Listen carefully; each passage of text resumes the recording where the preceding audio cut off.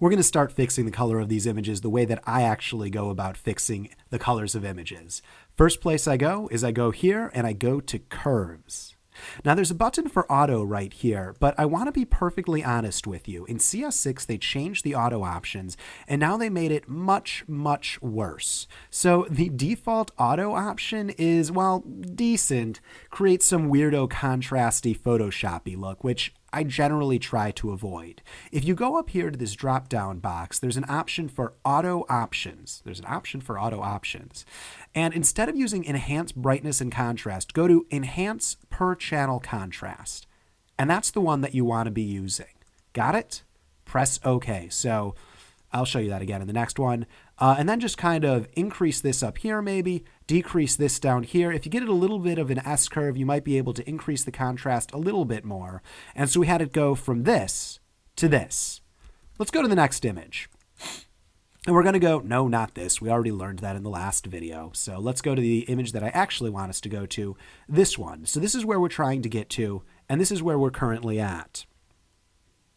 So I am going to get rid of that and create a new curves layer. So let's do a curves color adjustment layer. Shows up in my properties panel, as we've already learned. Going to go here, going to go to auto options, set it at enhance per channel contrast rather than enhance brightness and contrast. Press OK, and this doesn't look all that great. Honestly, the auto options, even if I give it a little bit of an S-curve, isn't exactly where I want it to be. So rather than just using the out-of-the-box options, I'm going to show you another trick that's really, really incredible.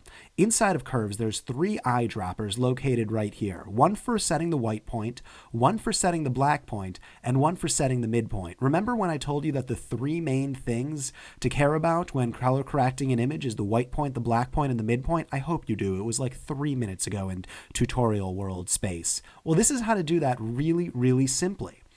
Click on this white eyedropper and go to what you want to be the whitest point in the image. So let's say you want this to be the whitest point. Perfect.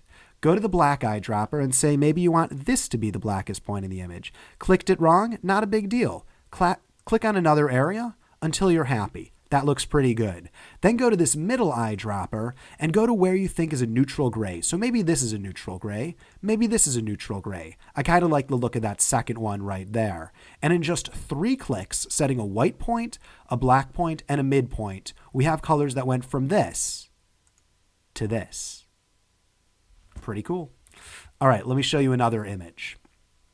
No, or actually here, this actually is a little bit too strong. Before I get out of this image, I'm pretty happy with this color correction. I just think it's a little bit too strong. So instead of messing around with this curves panel, which I'm pretty happy with, I'm just going to bring down the opacity of this color correction layer. So I'm just bringing it down to about 70%.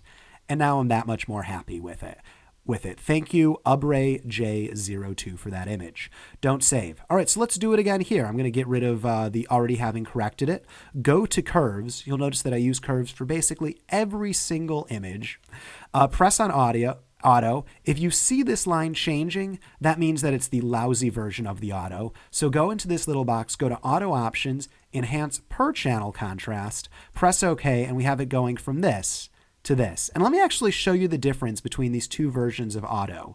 So it's the difference of making it go to this to the difference of it making it go to this, which is why I say use enhance per channel contrast. I'll explain what that means down the line. For now, just click it, okay?